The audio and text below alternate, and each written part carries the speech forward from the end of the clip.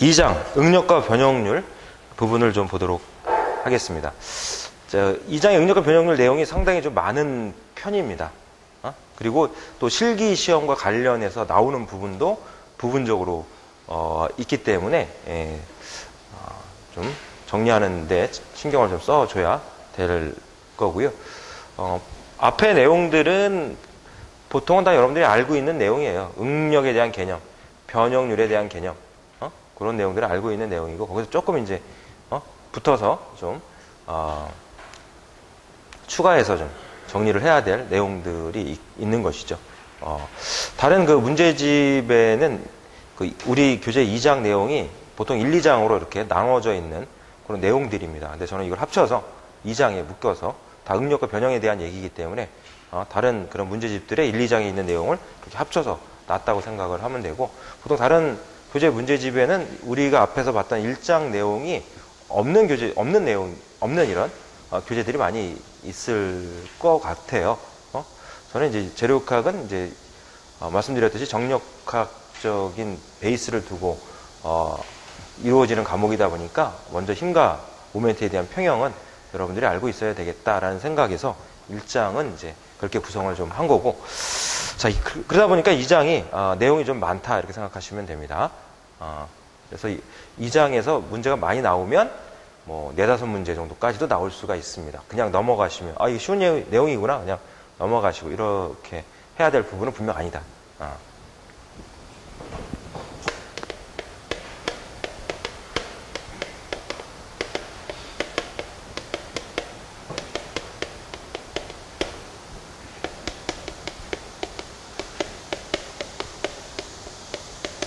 자, 먼저 그 응력이라는 표현을 봅니다. 어떤 물체에 외력이 작용했을 때 이 외력에 의해서 물체가 움직인다. 그러면 응력은 일어나지 않습니다. 발생하지 않습니다.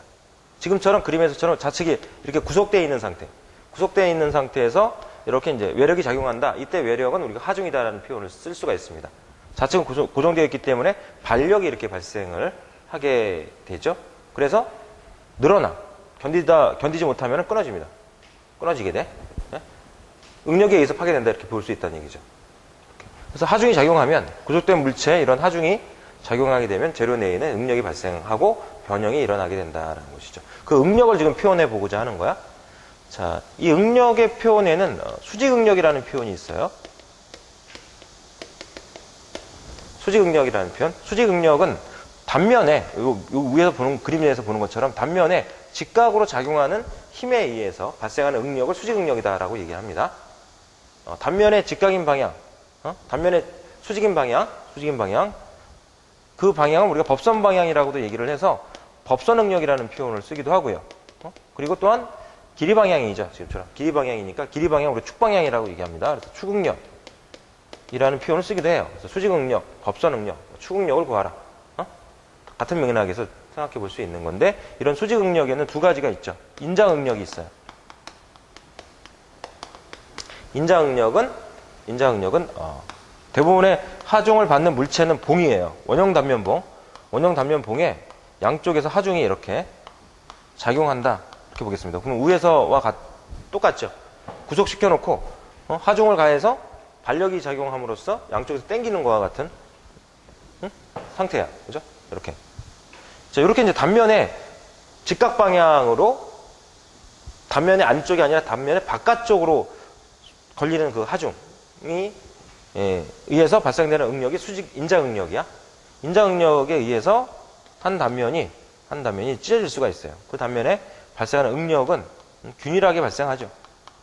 균일하게 발생합니다. 이때 하중은 균일 하중, 하중을 받는 면적은 균일 면적, 균일 단면적 이렇게 표현합니다. 원의 크기는 보통 지름으로 표현하죠. 지름으로 표현하니까 이때 단면적은 4분의 파이 d제곱 이런 식으로 이제 표현이 돼요. 이렇게 사각 단면이면 가로 곱하기 세로가 되겠죠. 원형 단면이니까 4분의 파이 d제곱 이런 식으로 해서 응력이 발생이 돼. 이때 이 응력이 인자응력이다라고 보면 됩니다. 이렇게 인자응력을 계산하려면 인자응력은 단면분의 하중, 응력이 발생하는 단면분의 하중, 이때 단면적은 단면에 직각으로 발생되는 면적을 가지고 풀어야 돼. 근데 면적과 하중은 서로 직각관계에 있어요. 면적의 직각 방향으로 작용하는 하중. 수직 응력은 이렇게 작용하는 하중에 응력이 발생하는 면적은 이제 직각 단면이다 이런 얘기죠. 그렇게 해서 이제 인자 응력을 표현할 수가 있고, 반대로 작용하면 압축 응력이 발생이 되죠. 이제 이런 원형 단면봉에 단면의 직각으로 하중이 안으로 들어와. 하중이 안으로 들어올 경우에는 압축이 일어나게 돼요. 압축이 일어나서 단면에 균일하게 좌우 대칭으로 압축 응력이 발생하게 되죠. 이때도 압축 응력은 면적분의 하중의 개념이에요. 이때 하중은 내력의 크기랑 같아요. 원래는 응력을 계산할 때는 면적당 내력이에요. 면적당 내력. 지금 같은 경우는 그 내력이 하중의 크기랑 같죠. 하중의 크기랑 같으니까 면적분의 하중의 개념 표현을 쓴 거고, 이렇게. 그래서 A분의 P에서 압축 응력. 이때도 역시 마찬가지로 하중과 면적은 서로 직각관계에 있어요. 이렇게. 그래서 수직 응력을 계산할 때는 항상 면적과 하중이 직각관계에 있다. 면적의 직각 방향으로 작용하는 하중을 가지고 수직 응력을 계산해야 된다. 수직 응력이 작용해서 물체가 깨진다 그러면 작용하는 응력의 직각인 단면으로 깨지는 거죠. 작용하는 하중에 의해서 물체가 깨진다 그러면 이렇게 해서 인장으로 보자면 좌우측에 당겨서 끊어진다 그러면 여기가 끊어진다. 직각으로 끊어진다는 얘기죠. 직각으로 이렇게. 예. 자, 수직 응력은 그와 같이 해서 이제 표현을 해볼 수가 있고, 다음 전단 응력이라는 표현이 있습니다. 전단 응력. 전단 응력은 접선 응력이라고도 표현을 합니다. 그래서 전단 응력, 접선 응력은 타우로 표현하죠. 수직 응력은 시그마로 표현하고, 접선 응력은 타우로 표현을 하고 있습니다. 이렇게.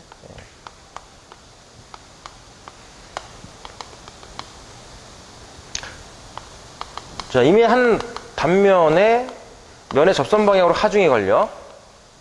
이때 하중은 전단 하중이라는 표현을 쓰죠. 압축 응력이 발생할 때는 압축 하중, 압축력. 인장 응력이 발생할 때는 인장 응력, 인장 하중. 전단 응력이 발생할 때는 전단 하중, 전단력. 이렇게. 전단 면적은 역시 횡단면 A로 표현을 해 놓을 수 있습니다. 이 부분의 면적. 이렇게. 전단의 타우는 전단 면적분의 전단 하중으로 들어가야죠. 자, 이때는 전단 하중과 전단 면적은 서로 나란한 관계에 있어요. 접선 관계에 있다 이런 얘기죠. 접선 관계에 있어. 면의 접선력으로 전단 응력을 구하는 거야. 전단 하중이 작용해서 물체가 깨진다. 그러면 작용하는 전단 하중 또는 전단 응력의 접선 방향으로 깨지죠. 자, 그런 표현이야. 그런 표현. 그래서 전단 응력 구할 때 하중과 면적의 관계, 수직 응력이나 압축 응력을 구할 때 하중과 면적의 관계, 개념적으로 여러분들이 알고 있을 필요가 있다. 응력 계산하라 그러면 보통 뭐 우리가 다 계산하는 데는 지장은 없어요. 기타 응력의 표내는 구피응력이라는 표현이 있고, 또는 비틀림 응력이라는 표현이 있습니다. 4장에서 비틀림 응력에 대한 내용이 나올 거고요. 6장에서 구피임 응력에 대한 내용이 나올 겁니다. 이렇게. 비틀림 응력은 전단 응력 표현에서 우리가 접근할 수가 있고요. 구피임 응력은 수직 응력 표현에서 접근해 주면 됩니다. 구피임이 일어나게 되면 인장과 압축이 동시에 일어나. 인장과 압축이 동시에 일어나는 구피임 변형이 일어날 때 발생하는 응력이 구피임 응력입니다. 비틀림 변형이 일어났을 때 비틀림 모멘트와 같은 모멘트에 의해서 구피임 모멘트와 같은 모멘트에 의해서 변형이 일어날 때 재료 내에서 발생되는 응력의 표현으로 볼 수가 있는데, 이 비틀림 응력은 전단 응력의 표현에서, 구피임 응력의 표현은 수직 응력, 법선 응력의 표현에서 접근을 해주면 됩니다. 단수 능력이라고 얘기하죠. 이렇게 수직 응력, 전단 응력 해서 보면 이걸 단수 능력이라고 얘기를 합니다. 자, 다시 보겠습니다. 자, 이렇게 이제 인장하중, 인장 응력이 발생하면 재료는 늘어나요. 재료는 늘어나고 면적은 줄어듭니다. 그렇죠? 압축 하중이 작용하면 재료는 줄어들고 면적은 커져. 면적은 변형이 이런 이제 물리적인 변형이 수반이 됩니다. 전단 하중이 작용하게 되면은 왼쪽은 밑에서 위로 이렇게 하중이 가해지니까 얘가 밀려 올라가겠죠. 밀려 올라가는 이런 이제 변형을 보일 거야. 오른쪽은 위에서 내려 누르니까 밀려 내려오겠죠. 밀려 내려오면서 이런 변형이 일어나게 됩니다. 자, 변형과 관련해서도 이렇게 좀 생각을 해볼 수가 있겠다. 이렇게.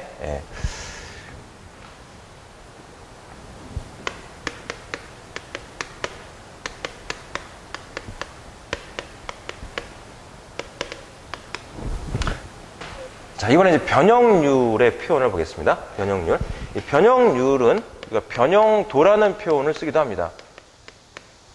변형률, 변형도. 이 변형률을 표현하는 데는 하중이 작용하거나 응력이 작용함으로써 어느 정도의 그 원래 값에 대해서 변형이 일어났느냐를 표현하는 값이야. 변형률이라는 값은. 그래서 여기서 보는 것처럼 인장하중이 작용하게 되면 재료가 늘어나요. 늘어나 원래의 길이에 대해서 어느 정도 늘어났느냐, 이런 게 이제 변형률이라는 얘기죠. 이런 경우도 마찬가지고, 이렇게 수직하중이 걸리게 되면 길이 방향으로 늘어나고, 이 길이 방향을 뭐라 그래? 지금 우리가 길이 방향을 축방향이라고 얘기를 하죠. 이거의 직각인 방향은 반경 방향이라고 얘기를 합니다. 축방향으로도 변형이 생기지만 반경 방향으로도 변형이 생겨요. 축방향은 종방향, 반경 방향은 횡방향, 이렇게 잡죠. 면적 A는 여기서 면적 A는 반경 방향 면적이야. 그러니까 횡방향 면적이 횡단면 이렇게 표현합니다. 횡단면 표현을 쓰고 있어요. 이렇게 그와 같이 길이가 종방향, 횡방향으로도 변형이 일어나고요. 그 다음 면적이 변하고 최적이 변화가 일어나게 됩니다. 그런 그 값을 표현하고자 하는 게 변형률이야. 그러니까 종방향의 변형률, 횡방향의 변형률, 뭐 면적 변형률, 최적 변형률, 이런 식의 표현이 가능하다는 거죠. 전단 하중이 작용할 때는 전단 변형률. 그래서 변형률에 대해서는 총 5가지가 우리가 정리를 해둘 필요성이 있어요. 먼저 종변형률. 종변형률에 대한 표현. 종변형률. 종방향의 변형률이에요. 종방향의 변형률. 종방향의 변형률. 예? 세로 변형률이라는 표현을 씁니다. 종변형률, 세로 변형률.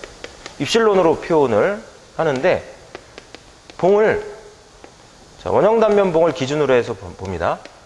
직경이 D인, 직경 D의 길이가 L인 봉에 이렇게 인장하중을 가하든 압축하중을 가해요. 이렇게. 인장하중을 가하면 늘어나죠. L은 늘어나, D는 줄어들어. 줄어들어. 압축하중을 가하면 L은 감소하고 D는 늘어나겠죠. 이렇게. 종방향만 보자면, 이 방향이 지금 종방향이야. 길이 방향이, 축방향. 종방향이고, 그 방이 지금 세로 방향이죠. 그래서 세로 방향의 변형률 입술론을 구하겠다. 그러면, 세로 방향의 원래 길이. 세로 방향의 원래의 길이분의 세로 방향의 변형량으로 계산해주면 돼. 이렇게. 여기서 L은 원래 길이에요. 원래 길이. 무슨 방향으로? 종방향으로. 종변형률이니까. 종방향의 원래의 길이야. 델타는 변형량이죠.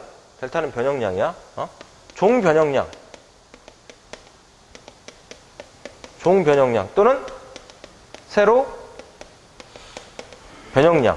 종변형량, 세로 변형량 이렇게 표현을 해요. 이렇게 해서 인장하중이 작용할 때는 델타는 0보다 커. 늘어난다는 얘기야. 늘어나. 압축 하중이 작용할 때는 델타는 어떻게 돼요? 줄어들죠. 수축이 일어나. 그죠? 네. 델타는 어떻게 구하면 돼? 델타는?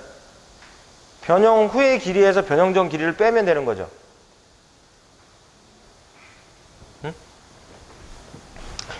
인장하중이 작용한다 그러면, 인장하중이 작용한다면 얘가 이렇게 늘어나. 이렇게. 이런 식으로 늘어나겠지. 그럼 변형 후의 길이를 L 다시 이렇게 표현하면은 인장하중이 작용할 때 델타는 어떻게 구하는 거야? L 다시 마이너스 L, 이게 뭐야? 델타죠. 이게 0보다 크겠지. 그지? 이렇게 표현해주면 돼. 압축하중이 작용할 때는 줄어들겠지. 얘가. 압축하중이 작용할 때는 얘가 줄어들어. 이런 식으로. 이런 식으로 줄어들어. 그래서 변형 후의 길이는 원래의 길이보다 짧겠죠. 이 경우는 L 다시 마이너스 L을 구하는데 이게 델타인데 얘가 0보다 작어. 0보다 작다는 얘기는 뭐야? 마이너스 나온다는 얘기고 0보다 크다는 얘기는 플러스가 나온다 이런 얘기죠. 이렇게 해서 델타는 종변형량, 세로 변형량 이렇게 해서 입실론, 종변형률은 L분의 델타, 원래의 길이분의 종방의 변형량 해서 계산을 해주면 된다. 이렇게. 예.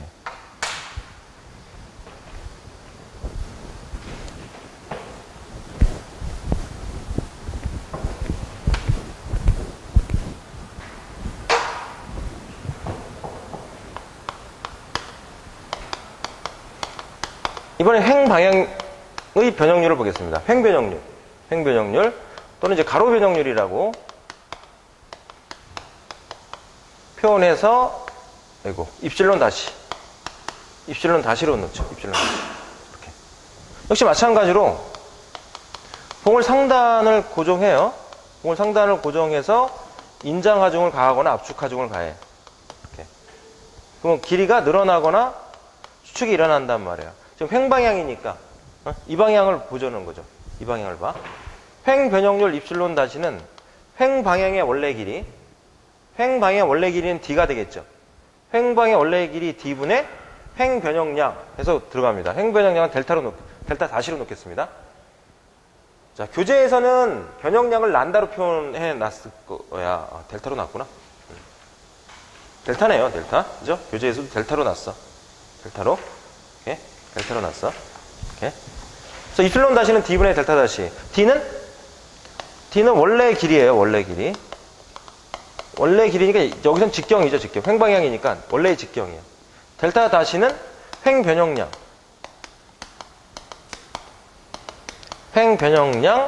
가로 변형량이 되겠죠.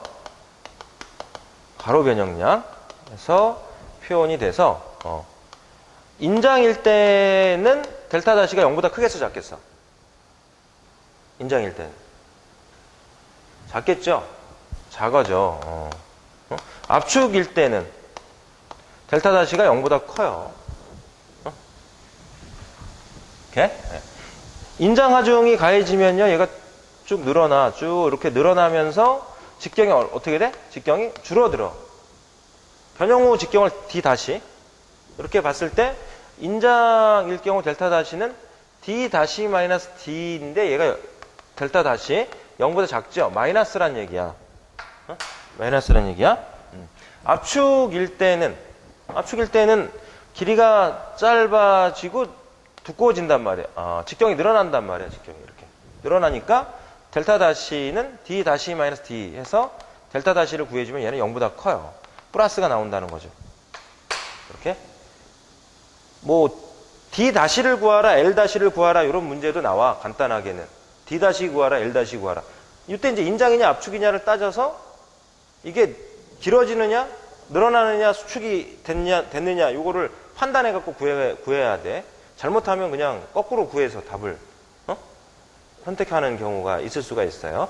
그래서 플러스냐 마이너스냐 이거를 감안해서 우리가 봐야 되겠죠. 왜냐하면 입실론 다시나 입실론이라고 하는 값은 플러스 얼마 마이너스 얼마 이렇게 안 줘요. 델타나 델타 다시도 역시 마찬가지입니다. 플러스 얼마 마이너스 얼마 이렇게 얘기 안 한다. 그냥 하중만 인장 하중이다 압축 하중이다 이렇게 언급이 된단 말이에요. 문제장에서.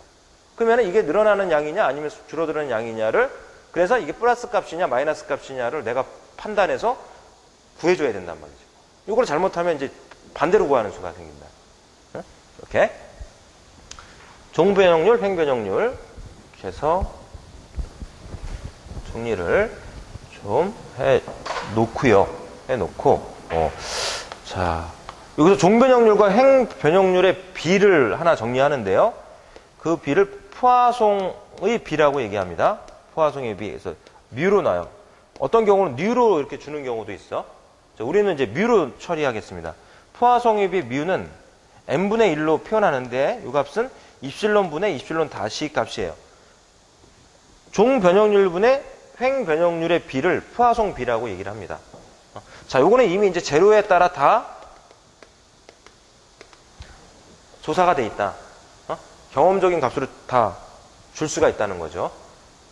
그래서 재료마다 하중을 받았을 때 종방향과 횡방향의 변형이 몇 대 몇으로 어느 정도 값으로 변형이 일어날 것이다라고 하는 거를 이제 실험을 통해서 찾아가지고 실험적인 데이터로 만들어 놨다. 포화송의 비. M은 포화송 수라고 얘기합니다. M은 포화송수, 뮤는 포화송비. M은 포화송수, 뮤는 포화송비. 또는 뉴로 놀 때도 있다는 얘기야. 이렇게. 자, 알아두셔야 되겠고요. 알아두셔야 돼. 이렇게.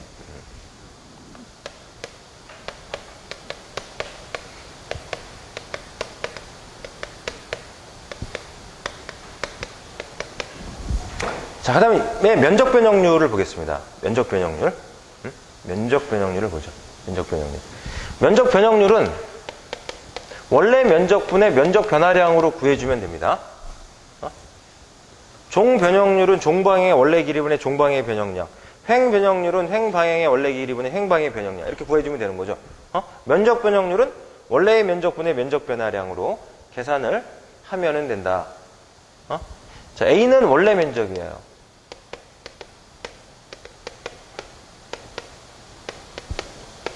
델타 A는 면적 변화량입니다. 면적 변화량이에요. 면적 변화량은 변화 후 면적에서 변화 전 면적을 빼야죠. 항상 델타라는 기호는, 이 델타라는 기호는 나중값에서 그 전의 값을 뺀다 이런 의미지. 차분 기호라고 우리가 얘기를 합니다. 차분 기호. 차분의 의미를 갖는다. 차의 의미를 갖는다. 변화 후에 값에서 변화 전 값을 뺀다. 이런 의미로 보면은 되겠고, 이런 이제 봉을 상단을 고정해서요. 길이가 L이고 직경이 D인 봉을 상단을 고정해서 인장을 하거나 압축을 이렇게 했을 때 면적 변형률을 구해. 입실론 A. 면적 변형률은 원래 면적분의 변화 후의 면적으로 해서 계산을 해주면 됩니다. 자, 이걸 정리하면 약 2μ 입실론 이렇게 떨어져. 2μ 입실론. 면적 변형률 입실론 A는 A분의 델타 A로 계산합니다. 면적 변화량 구하라 이런 문제가 나와. 면적 변화량 구하라. 이렇게. 2μ 입실론 이렇게. 뮤는 포화송의 비, 입실론은 종변형률이죠. 이렇게. A는 면적 변화량, 뮤는 포화송의 비, 입실론은 종변형률. 이렇게 해서 면적 변형률을 구해주면 돼. 이런 경우에 그래. 인장 하중이 작용하든 압축 하중이 작용하든. 인장 하중이 작용하면 델타 A가 증가하겠어, 감소하겠어? 인장 하중이 작용하면 감소하겠죠. 면적 감소합니다. 압축 하중이 작용하면 면적은 증가하겠죠. 그래서 면적 증가량을 구하라. 면적 감소량을 구하라. 이 문제. 인장이든 압축이든 봉이면 관계없이 2μ 입실론 이렇게 해서 적용을 할 수가 있다. 2μ 입실론 이렇게. 자, 그 동영상을 보시면 식을 다 유도를 해놨어요. 다 제가 전개를 해가지고 다 풀어드렸어. 그러니까는 혹시 이제 궁금하다 그러면은 어떻게 했을까 궁금하다 그러면 동영상 한번 이렇게 열어보시면 됩니다. 이렇게 요청을 하셔서 열어보시면 이제 여러분들은 그 동영상은 이제 무료 제공해 드리는 거니까 보시면 돼요. 자. 자, 그 다음에 이제 최적도 변한단 말이에요. 최적도 변해. 예.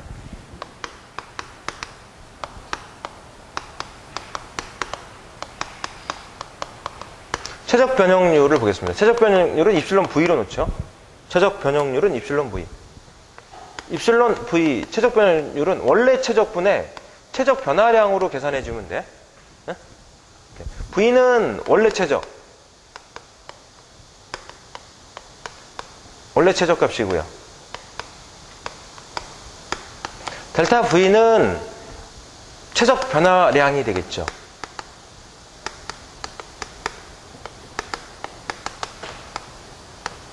최적 변화량. 변화 후의 최적에서 변화 전 최적을 빼주면 돼. 최적 변형률. 자, 두 가지를 정리를 해 두는데요. 자, 먼저 첫 번째는 모든 방향에서 동일한 하중이 작용하는 경우 봅니다. 또는 동일한 하중 또는 동일한 응력. 모든 방향에서 동일한 하중 또는 동일한 응력이 작용할 때 최적 변형률이 어떻게 표현이 되느냐?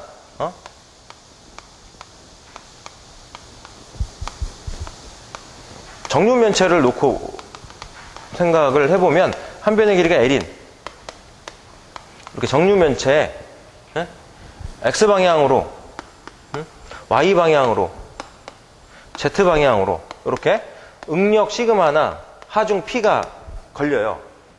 인장이 됐든 압축이 됐든 이렇게 작용한다 이렇게 보겠습니다. 네? 지금은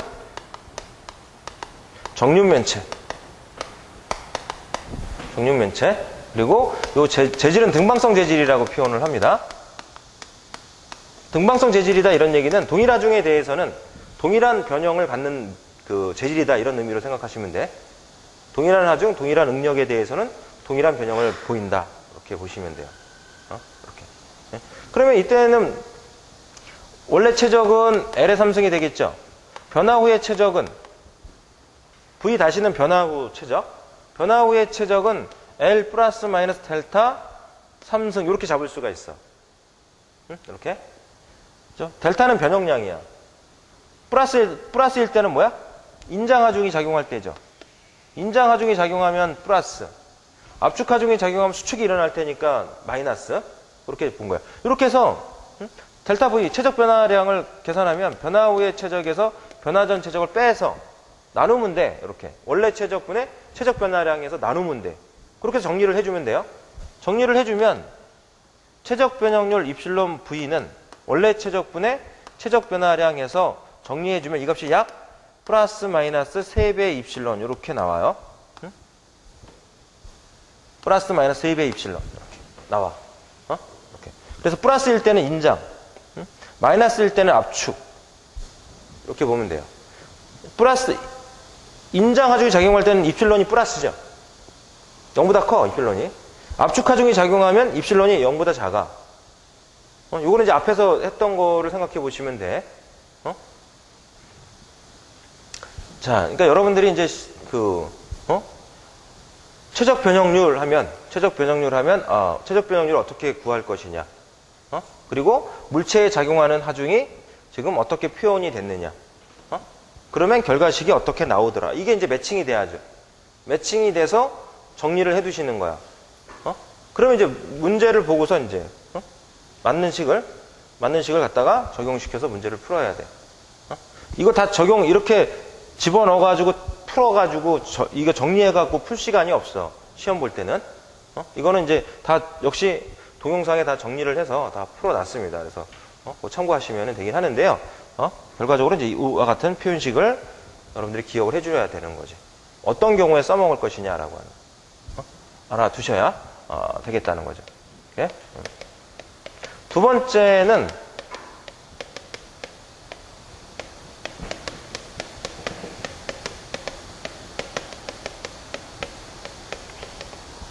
한 방향으로만 인장하중이 작용하는 경우, 한 방향으로만 인장하중이 작용하는 경우, 응력 또는 응력이 작용하는 경우 변형률을 좀 보겠습니다. 예?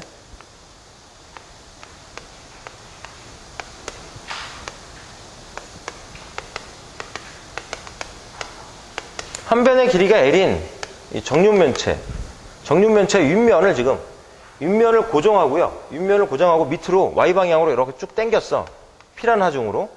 인장하중으로 쭉 당겼어. 또는 인장하중 작용하니까 응력 발생하겠죠. 그러면 어떻게 돼요? 면적이 줄어.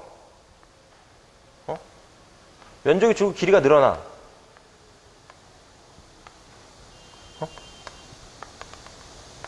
이런 식으로 이제 변형이 일어나게 돼요. 변형이 일어나서 하중이 작용하는 방향으로는 늘어나.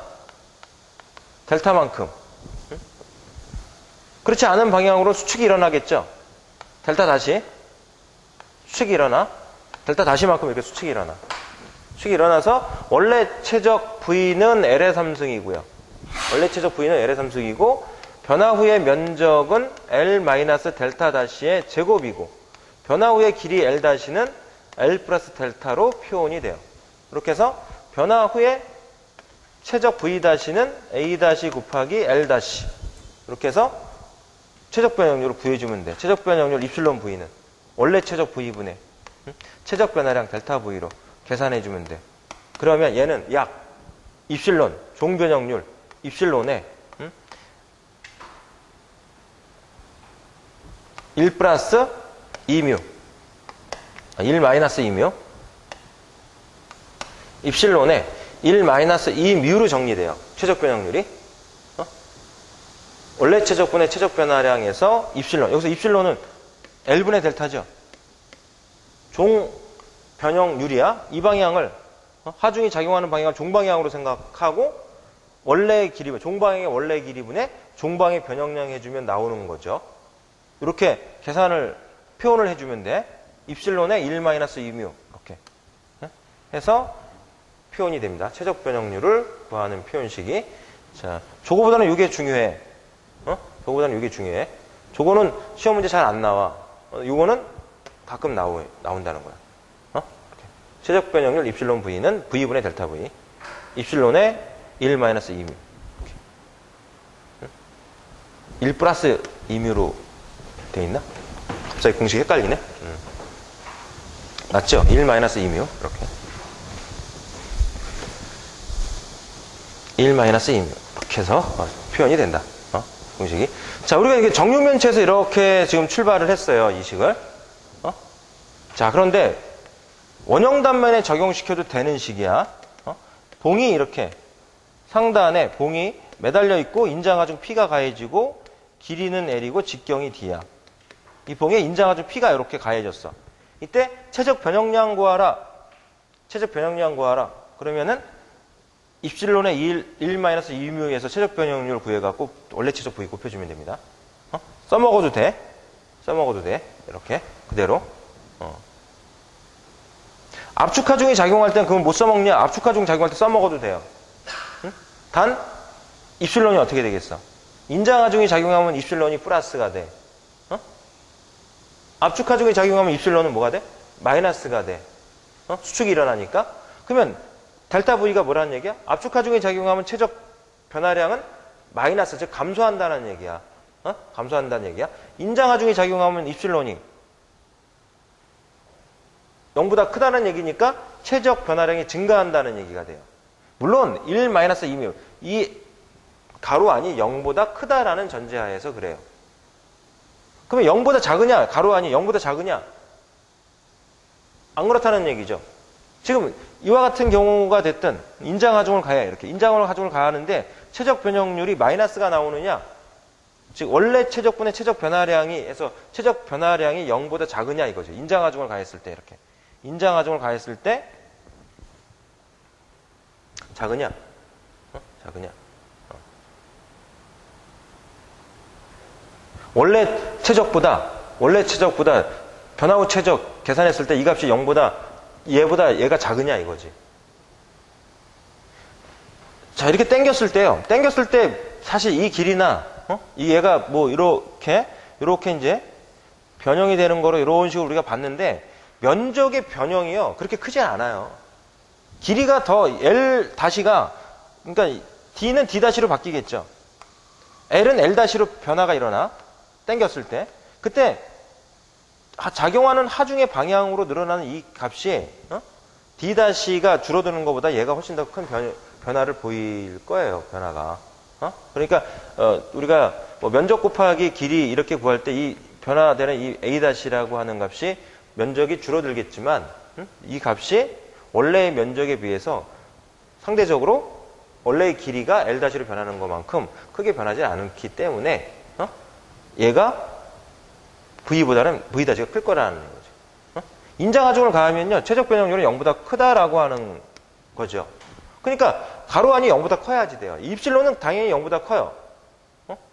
그러니까 1-2뮤가 얘가 0보다 커야지 돼. 그러려면 뮤가 어떻게 돼야 돼? 2분의 1보다 작아야 돼요. 그래서 실제 실험을 해보니까 뮤가 다 기계 재료로서 뮤가 다 2분의 1보다 작다는 얘기야. 뮤가 2분의 1보다 작을 때 최적 변형률 입실론 V는 0보다 커요. 이게 보통의 기계 재료들은 다 이런 조건을 만족하더라는 것이죠. 실험을 통해서 보니까. 그러면 M은 2보다 커야 된다는 얘기죠. 자, 이것도 한 번씩 시험에 출제가 됩니다. 포화성의 B는 2분의 1보다 작아야 된다. 작아야 된다. 포화성 수는 2보다 커야 된다. 그래야 최적 변형률이 0보다 커요. 인장하중이 작용할 경우는 이 조건이 적용되는 게 맞다. 그러려면 뮤는 2분의 1보다 작아야 된다. 2분의 2면 0.5니까 0.4 집어넣으면 0.8. 1에서 0.8 빼니까 0.2. 0보다 크다는 얘기죠. 이렇게 해서 정리를 해 두실 필요가 있고요. 최적 변형률. 최적 변형률.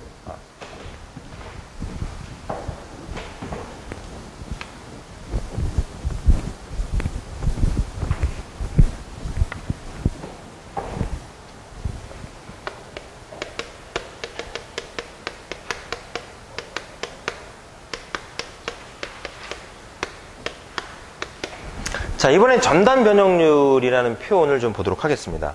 전단 변형률. 편의상 요런 이제 정사각형의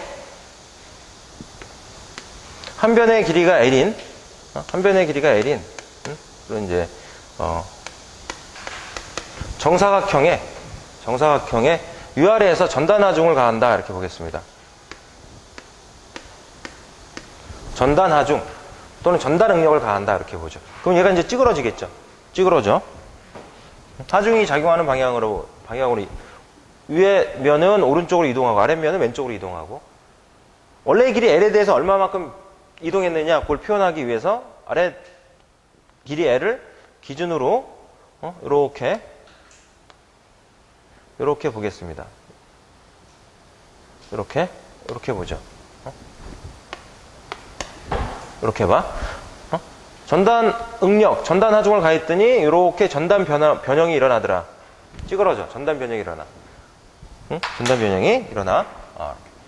그때 여기 벌어진 각을 감마로 놓겠습니다. 감마는 전단각이라고 표현합니다. 전단각. 그때 요 길이는 델타 S, 전단 변형량. 델타 S는 전단 변형량. 델타 S는 전단 변형량.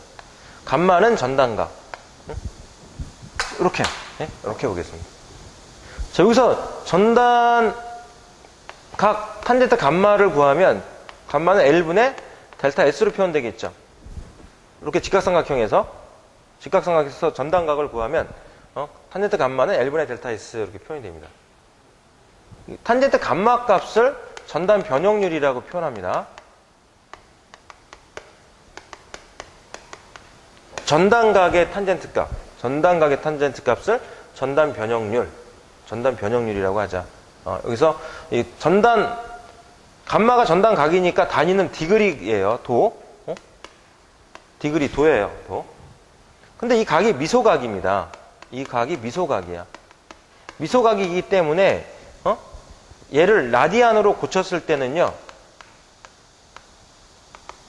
더 작아지겠죠. 더 작아져.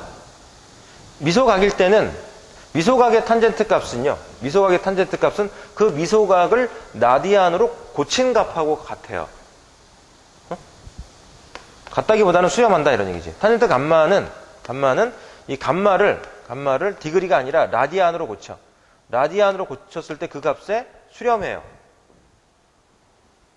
탄젠트 감마에서 감마는 사인, 코사인, 탄젠트에 들어가는 각은 항상 도로 들어가야죠. 도로 들어가야 돼. 그러니까 여러분들이 사용하는 계산기 반드시 준비를 하셔야 돼. 휴대폰에 있는 공학용 계산기는 시험 볼 때 쓸 수가 없습니다. 그러니까 2만 원 전후대에 공학용 계산기 저렴한 걸 없는 분들은 하나 구입을 하셔야지 될 거고, 그때 이제 액정판에 각도는 각의 단위는 도로 떠 있어야 돼. 디그리로 떠 있어야 돼. 그래야 사인 값, 코사인 값, 탄젠트 값을 계산했을 때 정확히 원하는 값으로 나오게 돼 있어요. 만약에 라디안으로 떠 있다 그러면 다 에러가 뜨거나 뭐 이렇게 될 거예요. 아니면 다른 값이 뜨겠지 이렇게.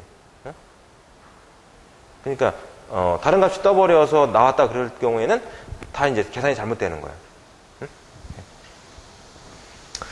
자, 그래서 여기에는 이제 그 디그리 도가 들어가는 게 맞다는 얘기고, 미소각일 경우에는 탄젠트 값이나 코사인 값은 다 그 미소각의 라디안 값에 수렴을 해요, 값들이. 그래서 굳이 탄젠트 감마로 표현하지 말고, 전단 변형률을 표현할 때 탄젠트 감마 값을 전단 변형률이다 이렇게 정의를 할 건데, 그렇게 보지 말고 그냥 라디안의 감마로 놓자. 똑같이 감마에서 헷갈리긴 하는데, 그냥 탄젠트 감마를 감마로 놓자. 란 얘기야. 감마로 놓으면 뭐야? 얘는 라디안이다는 얘기죠. 이 값을 L분의 델타 S 에서 전단 변형률 이렇게 표현하자. 그래서 전단 변형률은 전단 변형량을 거리 L로 나눈 값이에요. 거리 L로 나눈 값. 이거를 전단 변형률이라고 얘기를 한다. 자, 요거는 조금 이제 그거 헷갈려 하는 분들이 있어요. 그렇기 때문에 일단 표현식은 이렇게 정리를 해놓고 여러분들이 이제 그 문제를 풀면서 나름 이제 추가적인 이런 그 개념을 또 생각을 해볼 필요성이 좀 있습니다. 오히려 이제 문제를 가지고 푸는 게 이런 것들은 조금 그 공부를 하는데 도움이 될 수가 있어요. 그래서 이거는 이렇게 정리를 해두시고 이제 문제를 풀면서 이렇게 적용을 하면 되겠구나 이런 이제 감을 이렇게 잡을 필요성이 좀 있다 생각을 해두시기 바랍니다. 자, 여기까지 해서 이제 변형률 부분을 정리를 하겠습니다. 그래서 정리를 하면은 2-10씩 있는 부분까지 지금 본 거예요. 네? 잠깐 쉬었다가 이어서 좀 보도록 하겠습니다.